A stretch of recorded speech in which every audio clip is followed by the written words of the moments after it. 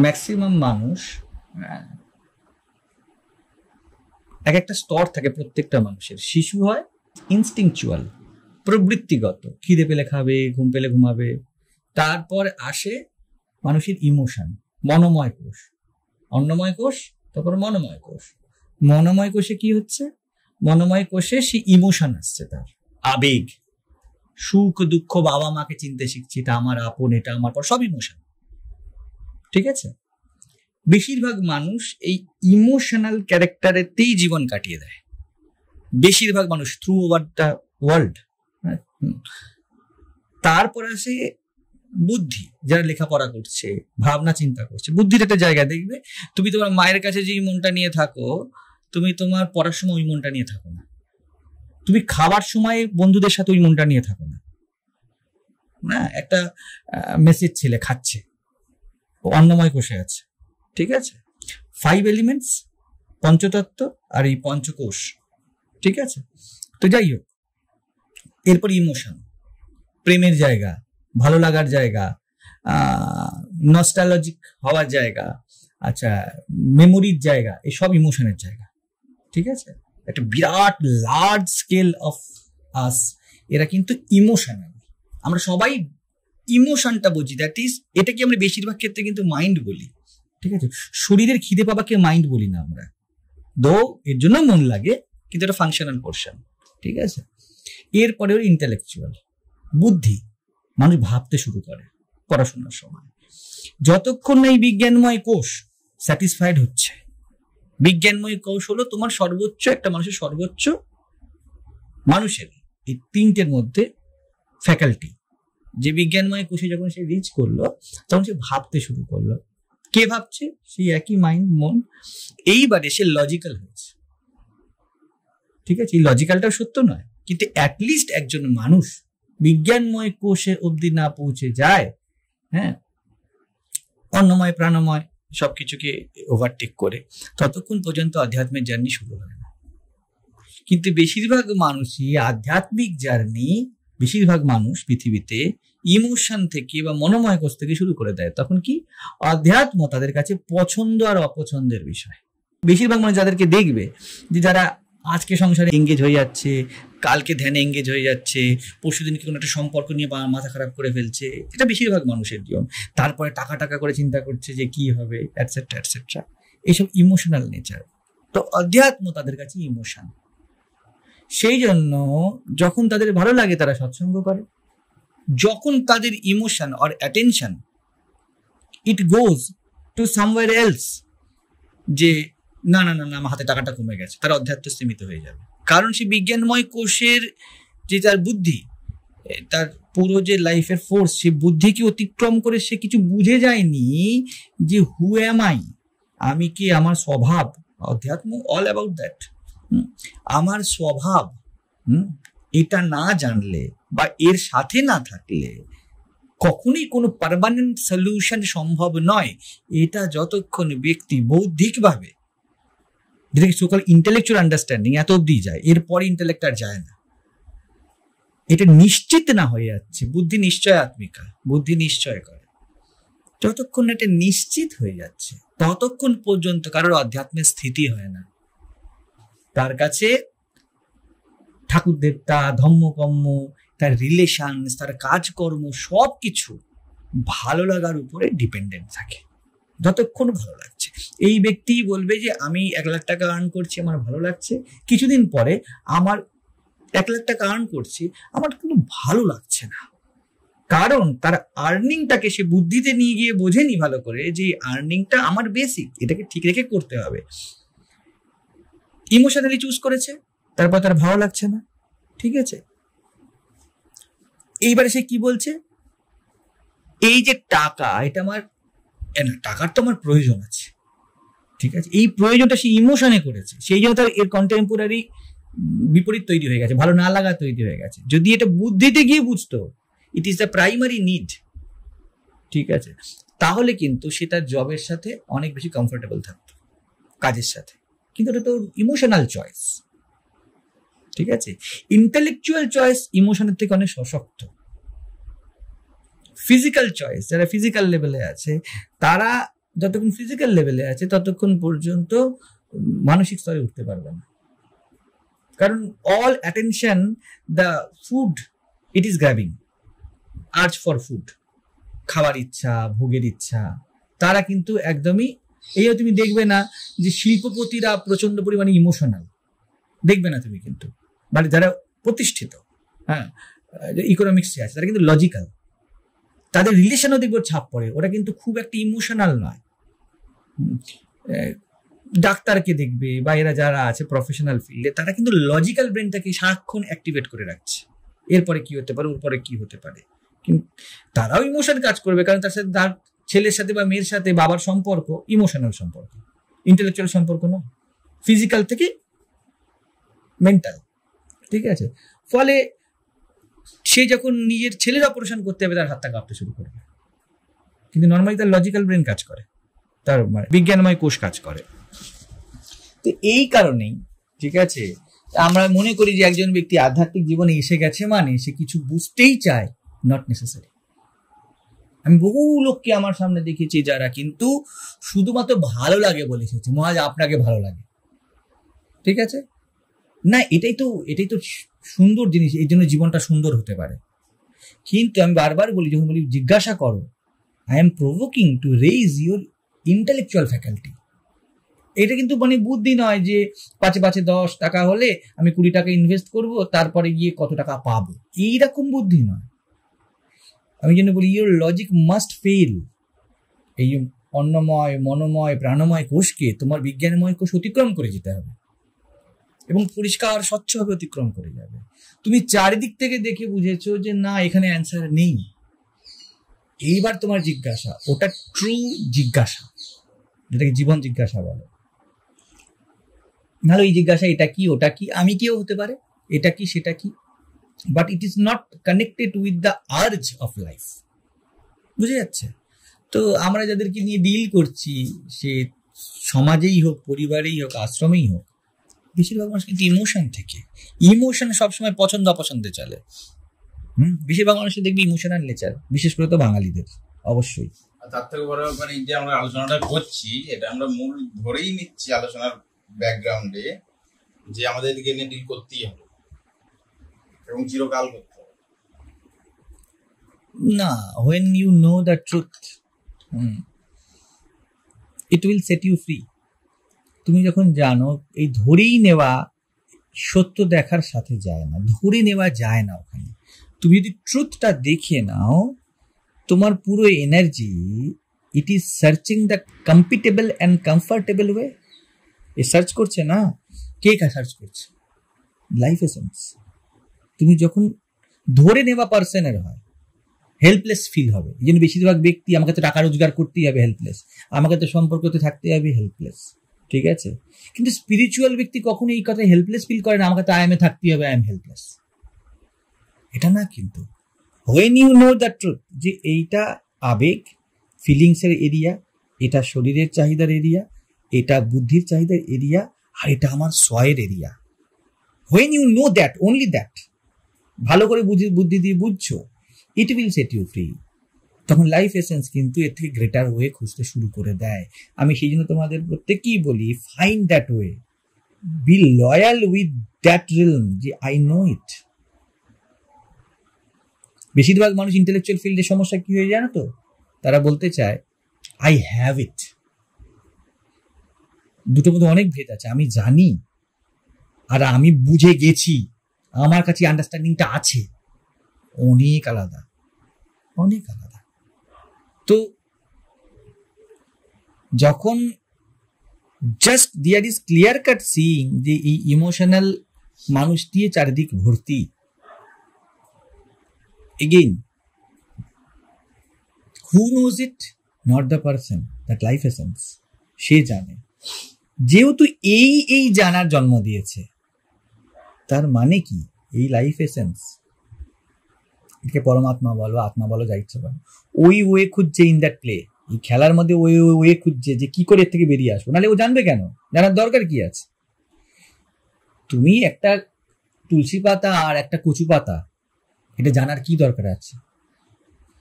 এটা পাওয়ার দরকার আছে, ওর থেকে সেফ দরকার আছে না। এই জ্ঞানটা তো শুধু ওই কাজের জন্যই। যখন এই জ্ঞান পপ আপ করছে, আমি জানি, তখন ওর সাথে সাথে কচু পাতার থেকে অ্যালার্টনেস আর তুলসী পাতার গুণাগুণ সম্পর্কে ধারণা আপনিই জন্মাবে। এই জ্ঞানটার উদ্দেশ্যই ওই জন্যই বারবার বলি, যারাই আমার কাছে আসছে বা আছো, নার্চার ইট। ওয়েবে করে, বাকিগুলো না। হেল্পলেস মাত্র সেই ফিল করতে পারে যে বলবে I have that knowledge. Being that knowledge, know that knowledge, যে এটাই seeing the things as it is, it itself set you free, because in that seeing there is no person. That is the key. এটা বোঝার area নয়। এখান থেকে এখন আমি যে কথাগুলো বললাম এগুলো কিন্তু আর ইন্টেলেক্ট বুঝবে না। ইন্টেলেক্ট কত অব্দি বুঝবে? Seeing things as it is. এইটা হলো ইন্টেলেক্টের চৌকাঠ। ওইখানে ওই জুতোটা খুলে গেল। এইবারে you have to go naked, barefoot. বুঝে যাচ্ছে বিষয়টা? বেশিরভাগ মানুষ এই চৌকাটটার মধ্যে থেকে যায় আর এই পার্টটায় থেকে যায়, ওই পার্টটার প্রতি লয়াল হয় না, আননোন কি অ্যাক্সেস করে না। Know it. If the helplessness এটা আসছে না, see it as it is. Helpless, কিছু করার নেই। তুমি এটা বলছো ইমোশনাল মানুষকে নিয়ে আমাদের ডিল করতে হয়। See it, see your helplessness. না, আমি যেটা দেখছি, মানে ভাব যেটা আসে মাঝে মাঝে, মানে বিষয়টা এমন হয়ে গেছে যে এটা তো ঠিক নয়, কিন্তু ঠিক নয় সাথে টেম্পোরারি বেসিসে তো থাকতে হচ্ছে। এটা ঠিক নয়, ঠিক আছে? এইটা কোথা থেকে তুমি পেলে? তুমি ঠিক নয় মানে আমার দৃষ্টিতে ঠিক নয়। নো নো নো নো, দৃষ্টি না, তোমার তথ্যে। হ্যাঁ, এটা ইমোশনাল ডিলিং, দুটোর মধ্যে ভেদ আছে। একজন ইমোশনালি আধ্যাত্মকে চুজ করছে, এটা একটা তথ্য না, ওটাও ঠিক। এবার যতগুলো ফ্যাকচুয়াল আছে, বিইং, বডি, মাইন্ড, আপনার সবগুলোতেই যদি আপনার অসুবিধা থাকে, আপনার পায়েও ব্যথা, মাথাও ব্যথা, হাতেও ব্যথা, বুকেও ব্যথা, চামড়াতেও রোগ হয়েছে কিছু, কি করবেন তখন? নো, এখানে দুটো জিনিস আছে। যদি সবই ব্যথা হতো, হ্যাঁ, সি দ্য লাইট, যদি সবই ব্যথা হতো আর ব্যথার বোধ থাকতো না, সামথিং ইজ দেয়ার, যেই ব্যথাকে রিকগনাইজ করতে পারছে, কেউ একজন দেখতে পাচ্ছে যে that is the emotional faculty, তাহলে ওইটাই তো ডোর হতে পারে। ওইটাই ডোর, যে জানতে পারছে না। আমি বলছি বি উইথ দ্যাট। যদি ওইটা যদি বলি, রিকগনাইজ করতে পারার পরে হেল্পলেস ফিল আসছে, কারণ ইনস্ট্রুমেন্ট নেই সারানো। আমি দেখছি সাইকেল লিক হয়ে গেছে আমার, কিন্তু আমার কাছে কোনো পাংচার সারানো করবার থ্রু ওভার নাইট আমরা কিন্তু স্পাইডারম্যানের মতো কিন্তু আধ্যাত্মের একদম চূড়ান্তে পৌঁছাতে চাইছি। It is the process. এইভাবেই হয়, এইভাবেই হয়। ওই যে light, by holding that, or you may say being with the I am, it is the only way. এটাকেই বলে সংসার সমুদ্রে একমাত্র তরি। আর কোনো উপায় নেই, নান্য পন্থা, আর কোনো উপায় নেই। হেল্পলেস না, আমি বলছি তো, yes, B totally helpless, but B with যে এই হেল্পলেসনেস কে জানতে পারছে, দ্য নোয়ার অফ হেল্পলেসনেস। না, বিষয়টা এরকম হচ্ছে যে মানে ভিশিয়াস সার্কেলের মতো, যে মানে হেল্পলেসনেস যেখান থেকে শুরু হচ্ছে, যেটা একটা যে কোনো একটা বিন্দুকে যদি ধরা হয়, সেখান থেকে হেল্পলেসনেস শুরু হলো, সেটা যদি কজ হয়, তো সেখান থেকে একটা উপায় এলো, সেই উপায়টার উপর যদি অ্যাক্সেস করা হয়, সেই উপায়টাকে যদি ধরা হয় যে এই উপায়ের মাধ্যমে হয়তো হেল্পলেসনেসটা কেটে যেতে পারে, সেই উপায়টাকে যখন অ্যাক্সেস করতে হচ্ছে, আবার পুনরায় এর উপরে অ্যাক্টিভেট হতে হচ্ছে, এর উপরে নির্ভরশীল হতে হচ্ছে। মানে নির্ভরশীলতাকে কাটানোর চক্করে একটা মানে বোঝা যাচ্ছে যে এই ডিপেন্ডেন্সি মানে হচ্ছে পছন্দ না আমার ডিপেন্ডেন্সি, খারাপ ভালো আমি যাচ্ছি না, আমার নেচারে ডিপেন্ডেন্সি চলবে না। ওই ডিপেন্ডেন্সি চলবে না যেই হলো, ওর সঙ্গে সঙ্গে সঙ্গে ওর সামনে উপায় চলে আসছে যে আচ্ছা এই হচ্ছে ইন্ডিপেন্ডেন্ট ওয়ে। ওই ইন্ডিপেন্ডেন্ট ওয়ে কে এই মুহূর্তে ওই ইন্ডিপেন্ডেন্ট চলতে গেলে পুনরায় ডিপেন্ডেন্ট হতে হচ্ছে। See, it is not vicious circle. এই দেখো, এই ইন্ডিপেন্ডেন্ট আর ডিপেন্ডেন্ট তোমাকে বা ব্যক্তিকে হয়তো দেখা যাবে যে বেশিরভাগ ক্ষেত্রে, সম্পর্কের ক্ষেত্রেই হোক, সব জায়গাতে, হ্যাঁ, ইমোশনাল, আমি যেটুকু বুঝতে পারলাম, ইমোশনাল ব্যক্তির উপর নির্ভর করতে হচ্ছে। তুমি জানো যে ইমোশনাল ব্যক্তি বেশিক্ষণ টিকবে না, ঠিক আছে। আমি বলছি এই জানাটার সাথে থাকার জন্য তোমাকে কারোর উপর নির্ভর করতে হবে না। Have courage, let everything get distracted, have courage. কারণ তোমার কাছে তোমারই কথা মতো আর তো কোনো উপায় নেই। একটাই ট্রুথ দেখতে পাচ্ছ, যে জানে, আর তো কোনো আলো দেখতে পাচ্ছ কি, যে এই হেল্পলেসনেসকে জানে, এছাড়া দ্য নোয়ার অফ অল দ্যাট, এটাই একমাত্র আলোর, বাকি সব হেল্পলেস, ঠিক আছে। তুমি বলতে চাইছো যে এই এদের মাধ্যমেই তো আমাকে আবার ডিল করতে হচ্ছে। আমি বলছি না, ডিল করতে হচ্ছে না। ইট is the expectation or fear, যে তোমাকে বলছে কিছু বাঁচাতে হবে, এদের উপর নির্ভর করো। না, আমি যদি এরকম বিষয়টা উদাহরণ দিই, যে ধরুন একজন, একটা ছেলে, প্রাপ্তবয়স্ক ছেলে, সে বুঝলো যে না, বাবা মায়ের টাকায় আমি কেন জীবনটা কাটাবো, আমি চাইলে নিজেই উপার্জন করতে পারি, ঠিক।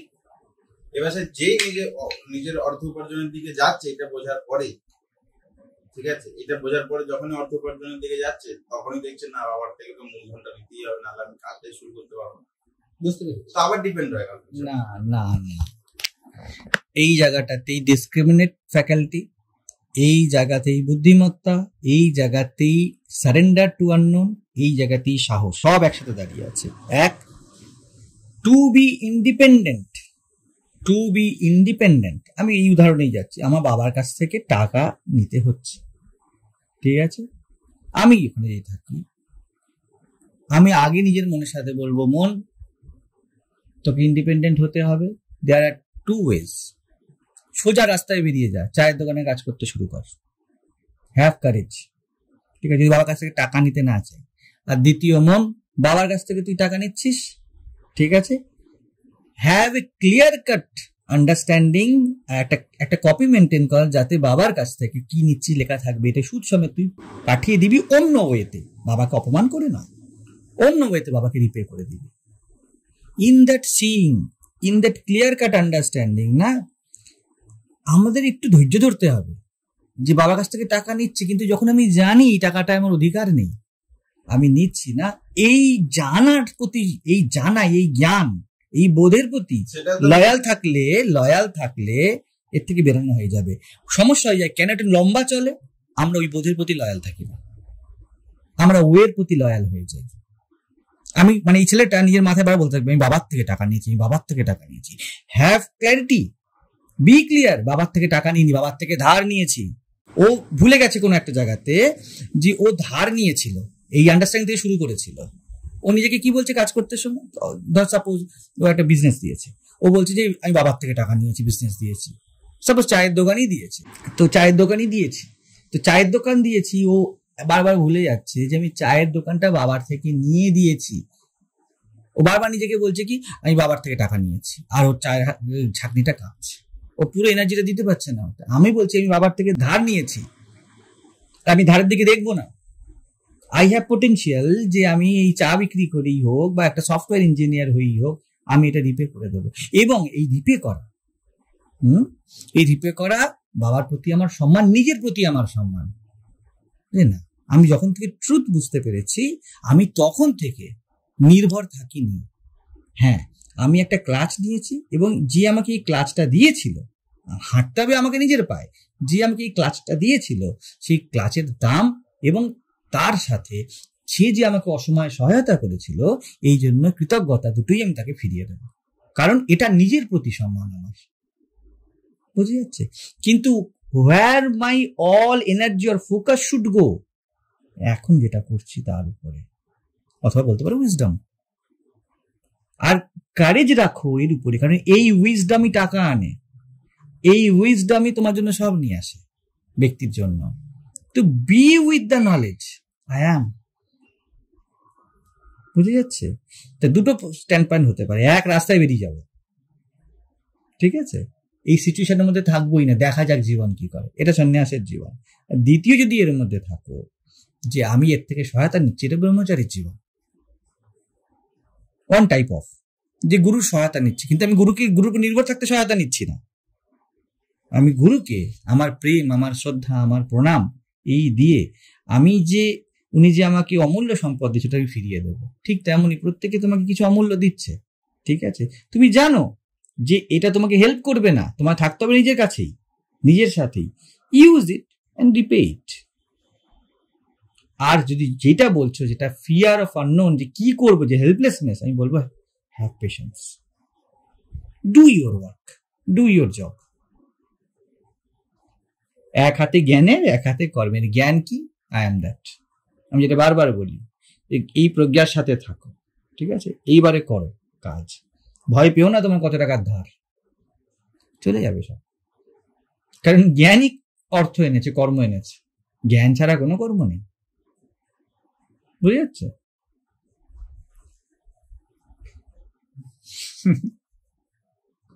বিষয়টা তাহলে ঘুরে ফিরে এরকমই দাঁড়াচ্ছে। এগুলো বললেন, এগুলো আনন্দ তো নয়, এগুলো সবাই জানে কম বেশি, ঝাঁক মারে না কেউ। যারা সুন্দর ভিডিওটা তারাও বুঝতে পারে, একটু ইনভেস্টিগেট করলে দেখতে পাবে বিষয়। তাহলে মানে এখানে কি, এখানে তো কথাটা বলবে কি? আরে that is the thing, that is the thing, be with that unconditionally, নিঃশর্ত ভাবে। এটাই তো প্রেম। প্রজ্ঞার সাথে দাঁড়াও, দেখা যাক না কি হয়, দ্যাট ইজ কারেজ। এটা কি নিসরত মাজ বলে simple courage, genuine courage of life. এর মধ্যে বিরাট কিচ্ছু নেই। ভালোবাসলে যেমন আর সাহস আর দুঃসাহসিকতা দেখা হয় না, when you are lover of truth, তুমি যখন সত্যের প্রেমিক, তখন ডান বা ওপর নিচ দেখা হয় না, দাঁড়িয়ে যাও সাথে। বিশ্বাস করো না যে ব্যক্তি কোনো কালে কিছু করে, প্রোটোকলস কোনো কালে কিছু করে। All happens by life itself, be with the life. এটাই তুমি বারবার সকলকেই বলছি, কিন্তু মানুষ কোনো না কোনো ভাবে প্রোটোকলের উপর নির্ভর করতে চায়। হ্যাঁ, কারণ যখন এই পরমাত্মা ওইভাবে ফাংশন করতে চায় তখন ওইভাবে করবে। এটা শোনার পরেও, জানার পরেও যাদের যাবার তারা যেতে শুরু করে দেবে।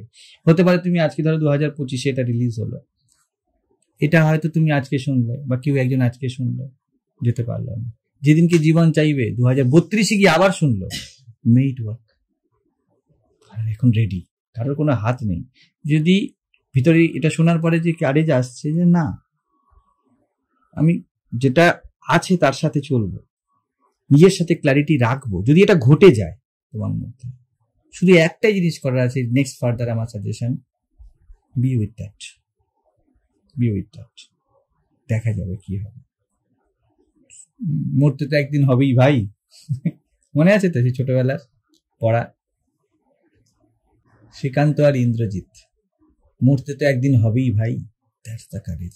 আর এটাই বিউটি, এর সাথে থাকো, এটাই আমি বলতে চাইছি। এই যে সেশনস গুলো হচ্ছে, B with that, it's a clarity, it is the wisdom, বাকিটা হবে।